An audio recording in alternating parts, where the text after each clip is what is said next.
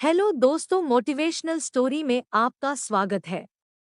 Motivational से संबंधित video देखने के लिए हमारे चैनल को सब्सक्राइब करें, बेल आइकन को प्रेस करें।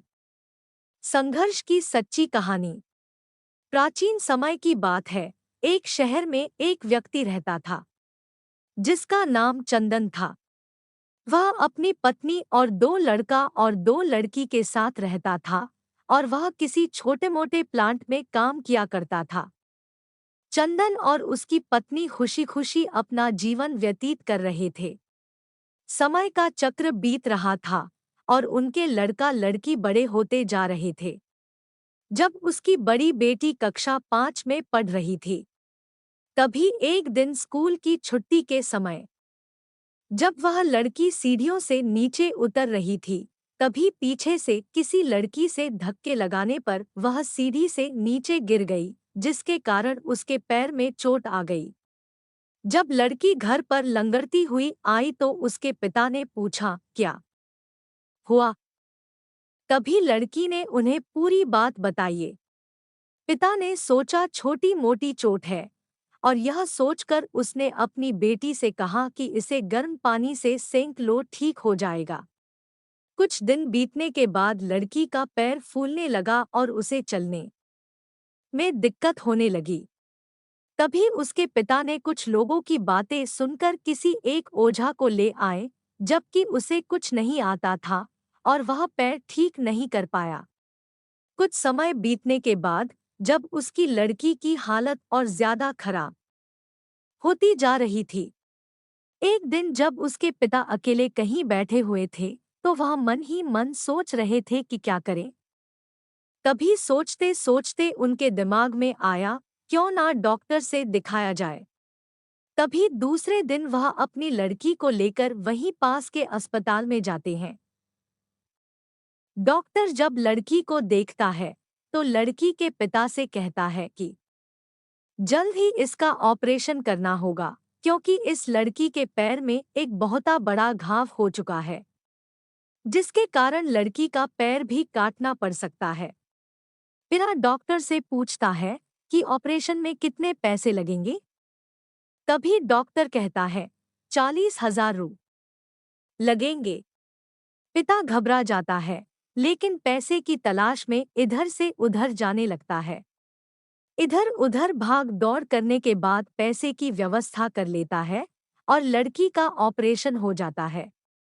ऑपरेशन के बाद लड़की अपने घर आ जाती है, परंतु लड़की के पैर में कुछ सुधार न होने के कारण पिता चिंतित रहने लगता है। इसी तरह 4 साल बीत जाता है तथा पैर में लाख लाख रुपए लगाने के बाद भी लड़की का पैर ठीक नहीं होता है, जिस कारण से पूरा परिवार दुखी रहने लगता है। कुछ समय बीतने के बाद लड़की का विवाह हो गया और लड़की के जीवन में खुशहाली आ गई। पिता सोचता है कि अब सब कुछ ठीक हो गया है, संघर्षों का दौर खत्म हो गया। परंतु किस्मत को कुछ और ही मंजूर था। एक दिन जब वह बाजार जा रहा था, तभी पीछे से किसी ट्रक के द्वारा उसका एक्सीडेंट हो गया, जिसके कारण उसके सर में गंभीर चोट आई। चंदन 1 महीने तक बिस्तर पर ही रहा। 1 महीने के बाद ठीक होने पर वह सोचा कि अब सब कुछ ठीक हो जाएगा। तभी उसकी पत्नी का स्वास्थ्य खराब होने लगा और वह बीमार पड़ गई। यहाँ वहाँ छोटे डॉक्टरों को दिखाने के बाद तबीयत और बिगड़ गई, जिसके कारण उन्हें वाराणसी के बीएचयू अस्पताल में ले जाना पड़ा।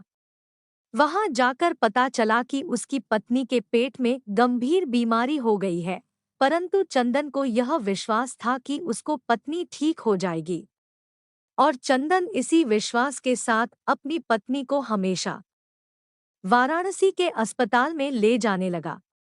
कुछ समय बीतने के बाद पत्नी के तबीयत में सुधार आने लगी।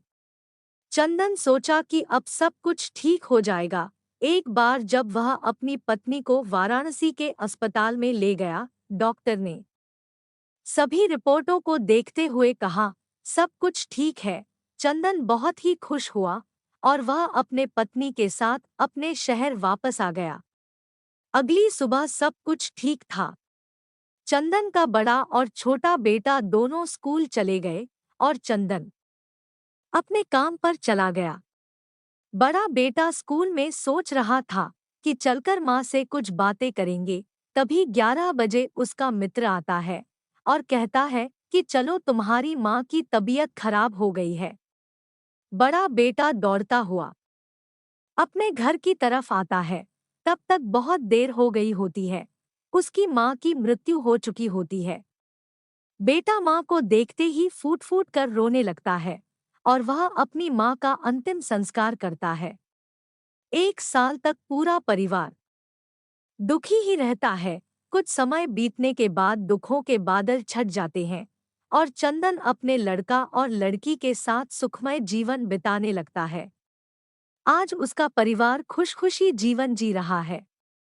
दोस्तों, जीवन में सुख और दुख दिन और रात की तरह होते हैं, जो कभी स्थायी नहीं रहते। इसलिए दुख के समय में कभी हिम्मत नहीं हारना चाहिए तथा सुख के समय कभी अहंकार नहीं करना चाहिए। इसीलिए कहा गया है। ऐसे ही मोटिवेशनल स्टोरी देखने के लिए हमारे चैनल को सब्सक्राइब करें।